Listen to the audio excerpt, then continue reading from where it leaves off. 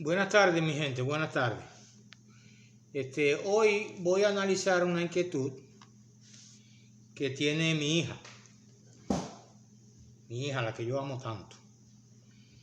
Ella me hizo la interrogatoria de que ¿por qué hubo la necesidad en el tiempo en que llegó el Mesías?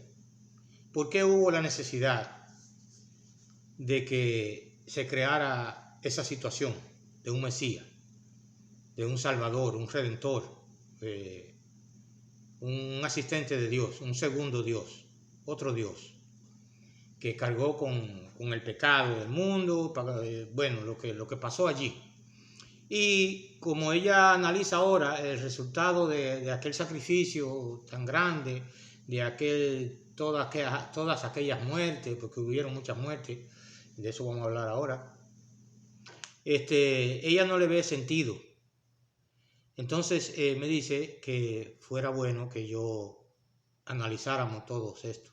Déjeme aclararle que no es en ningún momento mi propósito el molestar ni interferir a nadie con sus ideas, con su ideología. Ahora, es mi deber moral, yo, si siento alguna inquietud, buscar el análisis y resolverlo. También tengo mi compromiso moral con mi familia, porque tengo nietos y tengo hijos, y no es lógico ni justo que yo los deje llegar a su adultez y a su madurez en la ignorancia. Lo que yo he logrado aprender, yo se lo voy a pasar a mi descendencia. Lo que no hicieron conmigo, que no me siento mal, pero simplemente no analicé, no calculé, no hice preguntas, y si la hacía, me decían que eso está vetado, que eso es secreto, y que lo que Dios dijo así se queda. Bueno, pues yo le voy a empezar explicando lo que es un Mesías, el significado de la palabra Mesías. No voy a buscar la cita, pero aquí están, todas están aquí escritas, porque el video no lo quiero hacer muy largo, pero hay una definición en la Torá de lo que es la palabra Mesías. La palabra Mesías aparece en el Tanaj 39 veces. Y de esas 39 veces, ninguna se refiere a nadie en específico. No menciona que un Mesías es una persona específicamente, se creó esa palabra por una persona en especial. No.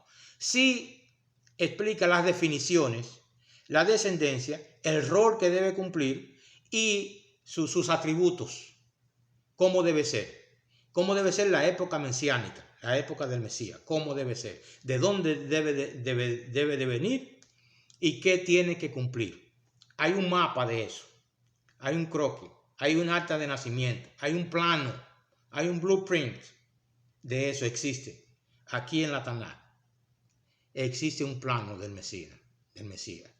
La palabra Mesías quiere decir ungido, elegido.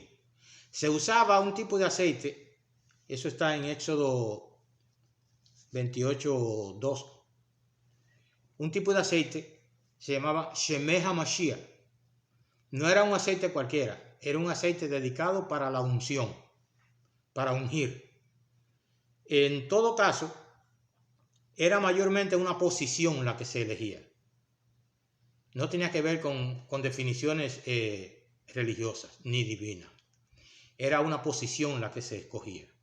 Ya fuera rey, fuera sacerdote.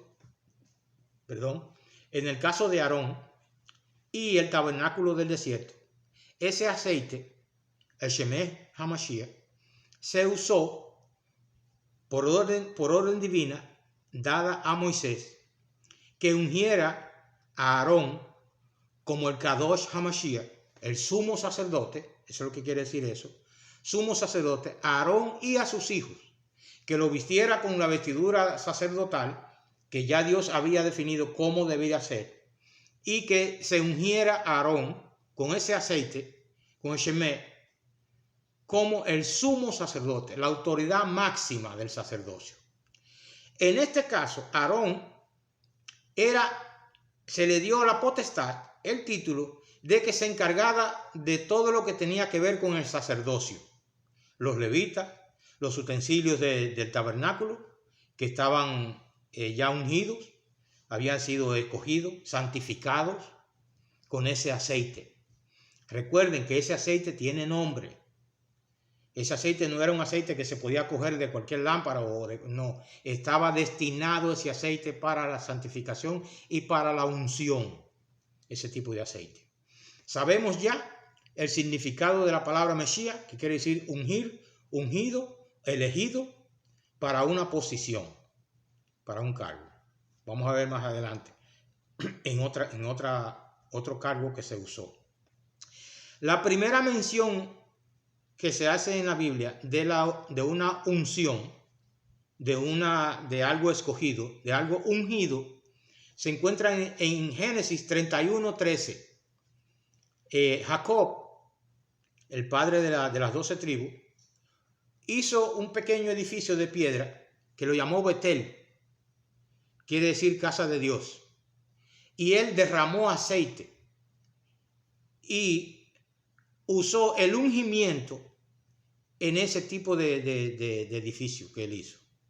Fue algo que él construyó con las manos, pero tuvo mucho significado por lo que él había pasado con su suegro, el padre que él trabajó por más de 20 años, y los engañaron y todo salió bien de ahí, y él agradeció eso y hizo ese asunto allí. Ese es el primer ungimiento que se hace. Luego, en 1 Samuel, Dios ordena a Samuel que vaya a la casa de Isaí, el padre de David, y unja al que él le va a indicar. ¿Ok?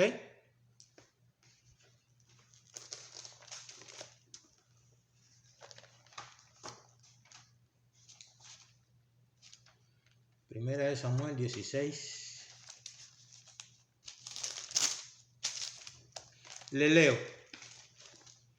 Primera de Samuel capítulo 16, versículo 11. De ahí en adelante. Entonces dijo Samuel a Isaí: ¿son estos todos tus hijos? Y él respondió: queda aún uno, el menor, que apacienta las ovejas. Y dijo Samuel a Isaí: envía por él, porque no nos sentaremos a la mesa hasta que él venga aquí. Está hablando de David. Isaí pensó que sus hijos que habían ido a la guerra, que estaban preparados para cualquier cosa, eso era lo que él debía presentar al sacerdote Samuel para que él los ungiera. Pero eso no era lo que Dios había ordenado. Entonces, envió pues por él y le hizo entrar. Y era rubio, hermoso de ojos y de gran parecer. Entonces Jehová dijo: levántate, le dijo Samuel, levántate y úngelo, porque este es. Y Samuel tomó el cuerno del aceite y lo ungió en medio de sus hermanos, y desde aquel día en adelante el espíritu de Jehová vino sobre él. ¿Ven? David fue escogido para ser el rey de Israel, sucesor de Saúl. Y de su descendencia iba a nacer el próximo Mesías. Específicamente de su descendencia con Salomón. Entre David y Salomón está la descendencia del Mesías. Porque Dios le especificó al profeta Natán que el que se sentara en el trono de David, ese iba a ser su sucesor, y de su sucesor iba a nacer el Mesías, de la dinastía davídica. Y su sucesor, el que tomó el templo, el que David mandó a montar en su mula y a entrarlo a Jerusalén, fue a Salomón. Salomón tuvo 2 hijos, una hembra y un varón, el rey Roboam. De la descendencia de Salomón desciende el linaje del Mesías. Bueno, el Mesías tiene ciertas características muy importantes. ¿Okay? Perdón.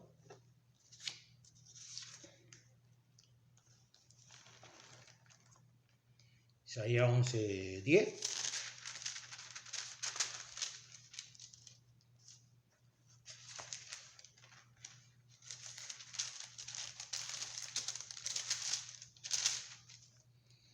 Denme un segundito, mi gente, que esto está medio complicado aquí.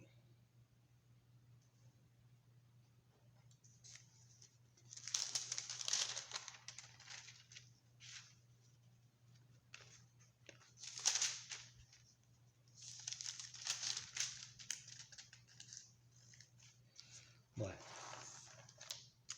les voy a leer de cabeza. Yo quiero que ustedes sepan que sí está en la Biblia, que se lo estoy leyendo de la Biblia. Pero en Isaías, capítulo 16, yo sé que el capítulo 2, 4, habla del Mesías también. Explica que en la época del Mesías será una época de justicia, una época de paz, una época en la que el hombre que será encargado de conducir la nación, no salvar la nación ni pagar por el pecado de la nación ni nada de eso, de conducir la nación a nivel de rey, a nivel de gobernador, a nivel de presidente. Será un individuo con una inteligencia suprema, muy parecida a la de Salomón, cuidado sin más. Dice que estará dirigido por la sabiduría de Dios y que no juzgará de acuerdo a lo que vea, sino a lo que su justicia divina le indique. Que el hombre no se preparará más para la guerra, que las naciones se juntarán, que el pueblo disperso de Dios se juntará, logrará que su pueblo se reúna. De su trono, de su reino, porque se considera que va a ser un rey, un presidente, un rey con mucha autoridad, desde su trono se impartirá la luz de la Torá. No se discutirá más acerca de quién es Dios, si son 3, si son 4, si son 5, si es 1, porque la sabiduría de Dios ya estará clara. No habrá diversidad de religiones, solamente un Dios, solamente una luz, solamente un estudio, el estudio de la Torá, la luz de Dios. Describe que el niño jugará con el oso. O sea, está describiendo simbólicamente una época de paz tan tranquila que incluso hasta los animales vivirán en tranquilidad, en armonía.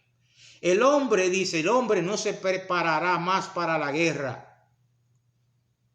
Su mente no estará más en la guerra, sino en preparar este mundo, en hacer cosas buenas, útiles, sanar, producir, acabar con el hambre, con la maldad, con la injusticia. Todo eso lo describe Isaías. ¿Entendido? Ya sabemos lo que significa la palabra Mesías. Ya sabemos que sí hay una profecía mesiánica. Está en Isaías 2:4, 16:11, 11:10, en Ezequiel, Malaquías. Todos ellos tienen parte en donde mencionan la época mesiánica. Hay un blueprint de cómo debe ser el Mesías, de dónde debe proceder, específicamente de dónde debe proceder. Yo quiero leerle, porque ya estamos claros lo que es el ungimiento.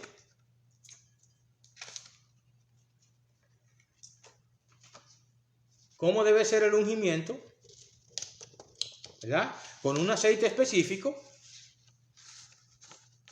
Con un aceite específico. Con una persona dedicada para eso. ¿Ok? Que no es un cualquiera que va a venir y va a derramar cualquier aceite sobre ti y te va a decir, bueno, tú eres el procurador de esta nación. No, ustedes tienen conocimiento que para elegir un presidente tiene que venir alguien calificado para ponerle la banda a su presidente. No es un cualquiera que va a venir, ni tampoco le van a poner cualquier banda. Así mismo sucede con esto. No es ni un aceite cualquiera, ni es una persona cualquiera que va a venir a decirte, tú eres el Mesías. Y te voy a poner este aceite en tu cabeza o en tus pies, donde sea, y tú vas a ser el Mesías. Tú eres el Mesías. Yo lo digo. No, así no es. Le voy a buscar a Marcos, porque ahí habla de un ungimiento. Marcos capítulo 14.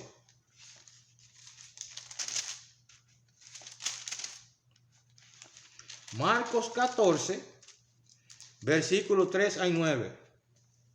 ¿Ok? Pero estando él en Betania, eso es Jesús, estando Jesús en Betania. Estando Jesús en Betania, en casa de Simón el leproso, y sentado a la mesa, vino una mujer con un vaso de alabastro de perfume de nardo puro, de mucho precio, y quebrando el vaso de alabastro, se lo derramó sobre su cabeza. Pongan atención. Aquí hay una mujer que nosotros, lo que entienden, han leído un poco estas historias, saben que fue María, la hermana de Lázaro. Ella derramó aceite, pero aquí dice en su cabeza, preparándolo para un ungimiento, en su cabeza. Lo derramó María, ¿ok? Esto lo dice Marcos. Juan tiene otra versión. Mateo, Marcos.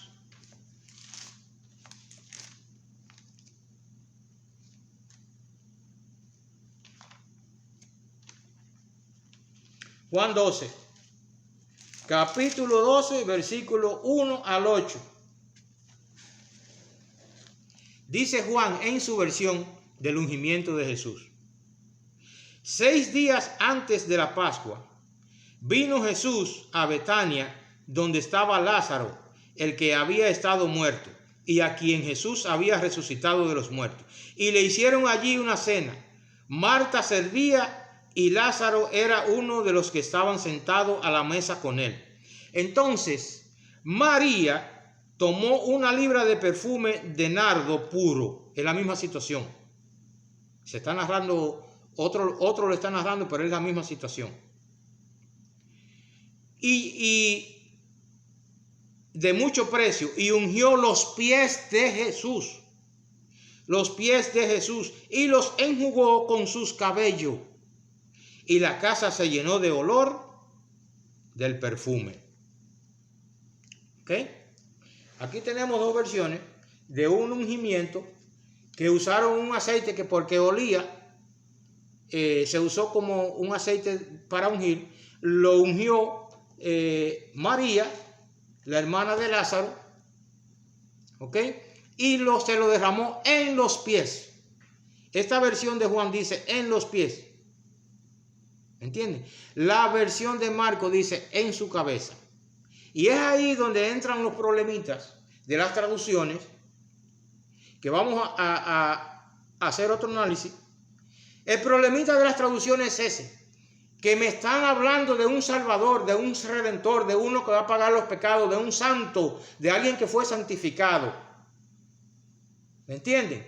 Entonces, si hay este tipo de situaciones, hablándome del Salvador del mundo, al cual lo siguen 1.270.000 seguidores, y me va a decir que todavía no se ponen de acuerdo de quién, dónde se lo derramó, si en los pies o en la cabeza, qué tipo de aceite usaron y quién lo hizo, para introducirme a mí que es el elegido de Dios. Una mujer lo unge en los pies y lo seca con su pelo. ¿Qué es eso, señores? ¿En qué cabeza usted sostiene que el Salvador del mundo es para jugar con él así? No solo eso. Yo he hecho la pregunta de que si alguien me puede decir cuándo nació el Salvador del mundo, que alguien me diga de su biografía cuándo nació el Salvador del mundo, para yo tener claro si fue en diciembre, para yo celebrar Nochebuena, si fue esto, si cuándo fue que nació el Salvador del mundo, el que pagó por todos nuestros pecados, el puente que yo debo cruzar para ir donde está mi Creador, mi fuente de espiritualidad.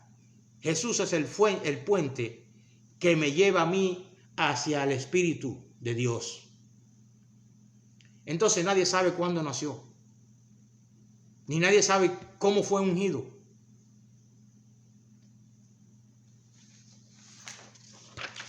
Esta biografía que yo tengo aquí es fácil de conseguir. Yo me metí a Google y pedí la biografía de Herodes I el Grande. ¿Por qué Herodes I el Grande? Porque estoy averiguando la fecha de nacimiento de Jesús. Y Mateo dice específicamente que este señor, Herodes I el Grande, ordenó la muerte de todos los niños que en la época de Jesús tuvieran de 2 años hacia abajo. Herodes I el Grande mandó a que decapitaran todos los niños que nacieran en la época de Jesús, o sea, en el año 1 de la era cristiana. De ahí empiezan los años, 1, 2, 3, 4, 5 hasta 2023. O sea, supuestamente Jesús nació en el año 1 según la ideología cristiana, el catolicismo, lo que sea, que cambiaron el calendario, lo pusieron en el año 1. Lo pusieron en el año 1 porque de ahí empieza a contar desde la fecha de Jesús, para cuadrarlo con la 490 días de las 70 semanas de Daniel, que tampoco concuerdan con esto. Bueno, este señor, Herodes I el Grande, nació en el año 72, reinó desde el año 30 hasta el año 4 antes de que naciera Jesús. Herodes murió en el año 4 antes de la época cristiana. 4 años antes de que supuestamente naciera Jesús. Ustedes me dirán si esto tiene sentido o no. Que alguien que ordenó la muerte de un niño que iba a nacer 4 años después había muerto antes. ¿Se le puede imputar a él esto? ¿Los historiadores se equivocaron? No. Así no es el asunto. Cuando aquí hay un error, ni se culpen los profetas, ni culpen a los historiadores. Hay un error. Hay un error y hay que investigarlo. Moralmente hay que investigarlo para estar claro de a quién yo sigo. ¿Cuál es mi Salvador? ¿Es correcto lo que me están diciendo de él o es falso? ¿Ok? Mateo tiene esa fecha de Herodes I el Grande. Herodes I el Grande murió 4 años antes de que naciera Jesús, supuestamente, que Jesús nació en el año 1.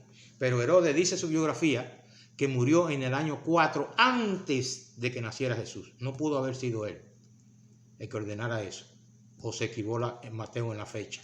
O de hombre. Bueno. Lucas, capítulo 2, versículo 4 al 5, narra, buscando la fecha Lucas narra el viaje que tuvo que hacer José y María desde Galilea, Nazaret. Ellos vivían ahí, pero originalmente dice Marcos que ellos eran de Judea. Y que José viajó con María hacia Judea para ser censado, así dice. Lo pueden buscar, le estoy dando la cita. Lucas 2, 4 y 5. Viajó José con María, que estaba desposado, hacia Judea a participar en el censo. Y escuchen esto. Lucas dice, ¿quién ordenó ese censo? Quirino. Otra vez, a buscar la biografía de Quirino. ¿Y en qué año Quirino ordenó ese censo? No porque lo dicen los historiadores, Lucas mismo dice que en el censo de Sulpicio Quirino, emperador, gobernador de Siria, instruido por el dominio de los romanos, el imperio romano le ordenó a Quirino que censara a la gente para poderle cobrar los impuestos, para saber cuánto había en la aldea de Judea, para hacerle cobrar los impuestos. ¿Okay? José, María y el niño. María estaba embarazada. Lucas lo describe. María, que estaba embarazada y que dio a luz ahí, esperando ser censado. ¿Ok? ¿Cómo averiguar? Porque Jesús nació ahí, en ese censo, viajando para allá, en un establo, como dice, Marcos lo describe, en un establo, dio a luz María, que estaba encinta. Fácil. Solamente hay que tener la mente abierta, quitarse los lentes del cristianismo y analizar. Vamos a buscar la biografía de Quirino. Mírenlo aquí. Dice específicamente el censo de Quirino. Esto no lo manipulé yo. Esto yo simplemente lo busqué y lo bajé. Lo pueden buscar ustedes en cualquier lado. Porque como nadie sabe que esto tiene que ver, si no se investiga, nadie sabe el significado que tiene esto, ahí lo dejan intacto, no lo han cambiado todavía. Usted busca el censo de Quirino. ¿Quieren saber en qué año fue el censo de Quirino?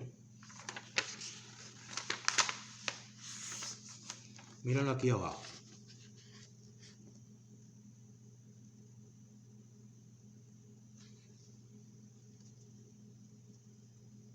En el año 6, después de Cristo. ¿Lo ven? Quirino nació en el año 51, murió en el 21, y ahí debajo de donde están las letras azules, dice que el censo de Quirino fue en el año 6. En el año 6. Estamos hablando de 10 años de diferencia entre la fecha de Mateo y la fecha de Lucas. ¿Entiendes?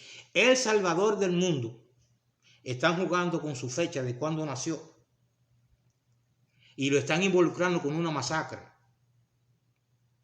Entonces, aquí Lucas menciona que María estaba encinta y que dio a luz en el censo de Quirino, pero no dice que hubo una matanza de niños porque Jesús nació ahí. Él no especifica eso, no habla él de eso, no lo dice. No lo dice. No es porque no se dio cuenta que eran poquitos niños, nada más fueron 30 o 40 que mataron y muchos no se dieron cuenta. Porque este señor Lucas está describiendo el viaje de José y María. María estaba encinta, dio a luz, pero no describe que Herodes se indignó y salió a matar todos los niños porque sabía que ese niño iba a nacer ahí en ese año. 10 años de diferencia. Un suceso que no se sabe si ocurrió o no. ¿Entienden? Está para analizarlo sí o no. A Jesús nunca le pasó por la cabeza ni ser Mesías ni crear una religión. No lo dice, él no lo dijo. Él no lo dijo. A Jesús le preguntó Pilato que si él era el Mesías, él dijo, bueno, tú lo estás diciendo. Lo correcto es que si yo soy José Daniel Polanco, ¿entiendes? El coordinador de las escuelas públicas de Grand Rapids, que a mí me pregunta, ¿tú eres el coordinador de las escuelas públicas de Grand Rapids? Sí, señor, yo lo soy, a su servicio, dígame, ¿en qué podemos servirle? No. A Jesús le preguntaron, ¿tú eres el Mesías? Dime, porque ahí resolvemos el problema, dime si tú eres el Mesías o no, para yo. Y él le dijo, tú lo has dicho. No era porque Jesús tuviera miedo, porque si es el Mesías, el hijo de Papá Dios, le va a tener miedo a Poncio Pilato. Es porque él no tenía en la cabeza que él era el Mesías. Ni tampoco se iba a sospechar que en un futuro iban a haber 1.000 millones y pico de seguidores. Si Jesús naciera ahora, se sorprendería, se asustaría. Se asusta, porque no pensó jamás que esto iba a terminar así. ¿Entiendes? Jesús no tenía la idea del cristianismo. Los evangelios no se escribieron en la época de Jesús. Se escribieron 70, 50, 120 años después de la existencia de Jesús y lo escribieron en griego. Y que yo sepa, Mateo, Marcos, Lucas, Juan, Pedro, Santiago, todos, incluyendo a Jesús, eran judíos. Y Pablo no menciona a la Trinidad.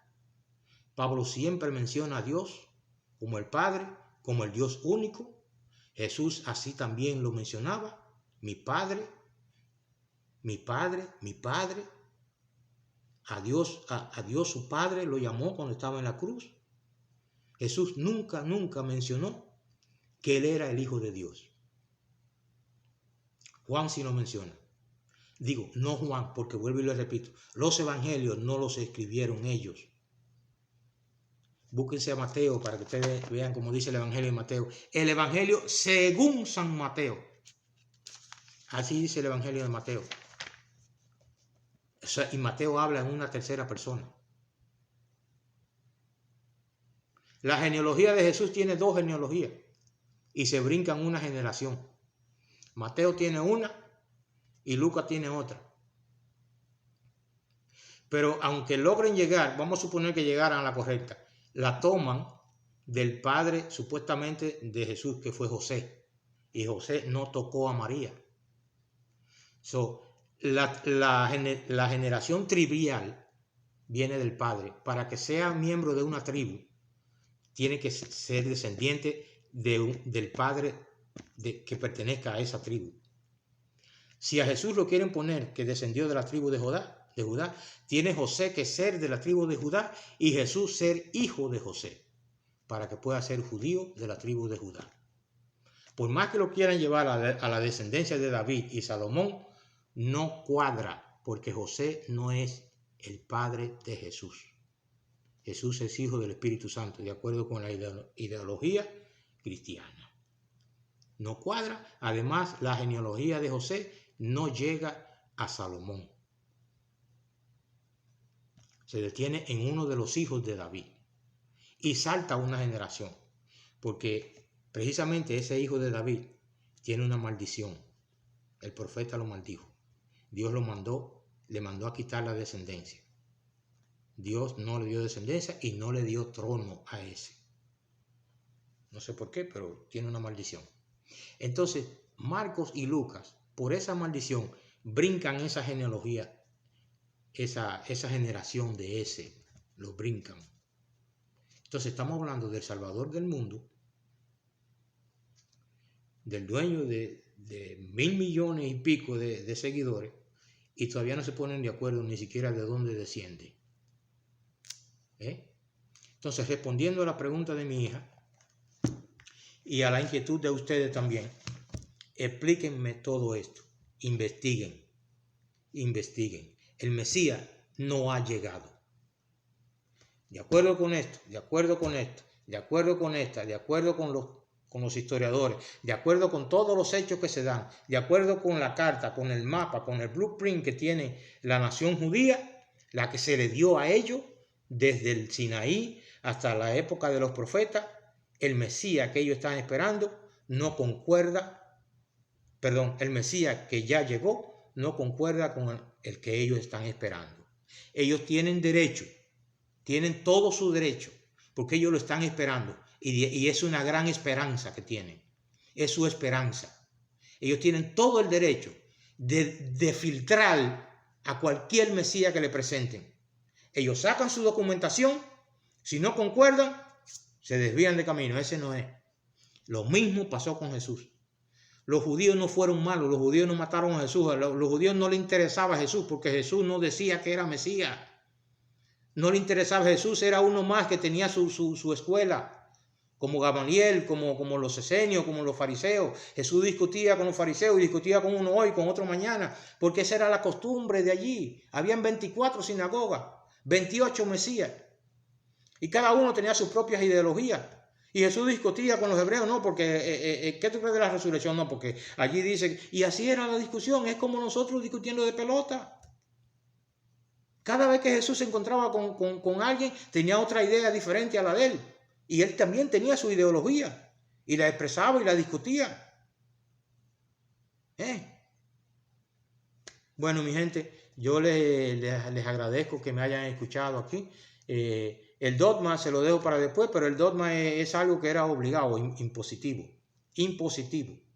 Decía que la tradición no se podía ni analizar, ni rehusar, ni analizarla. Así se aceptaba.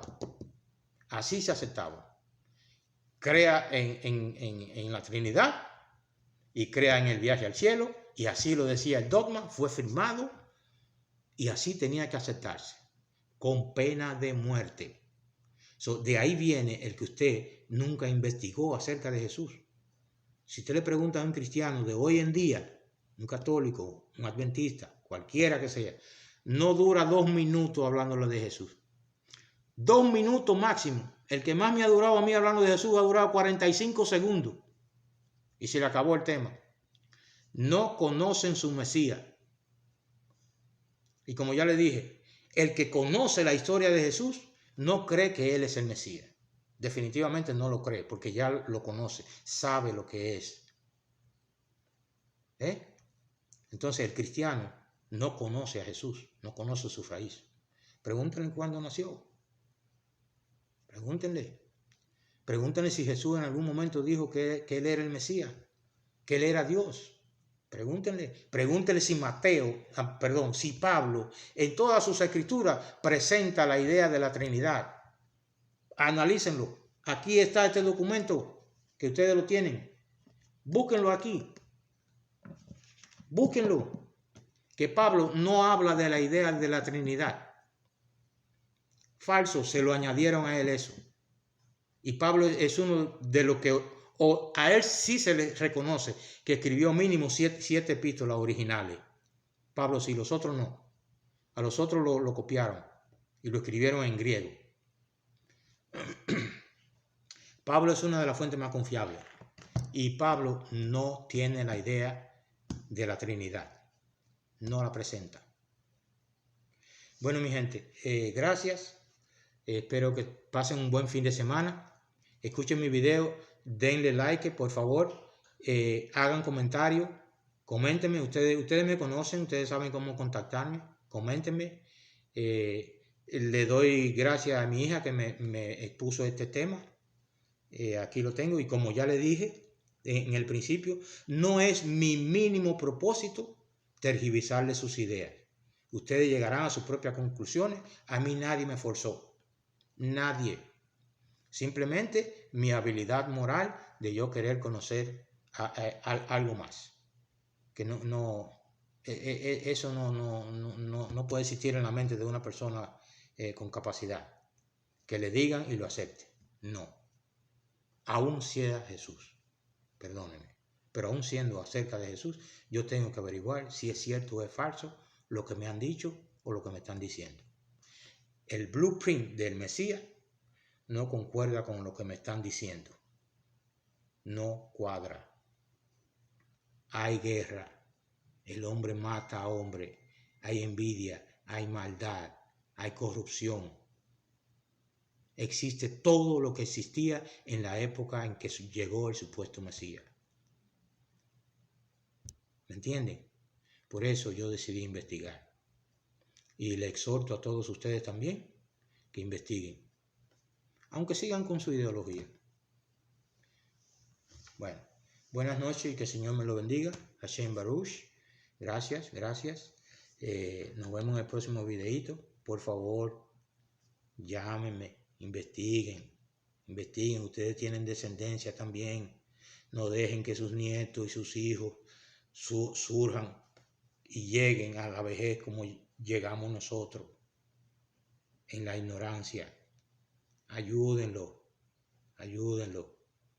denle camino mejor y ustedes mismos salgan de ese círculo, abran cabeza. Dios me lo bendiga. Buenas noches.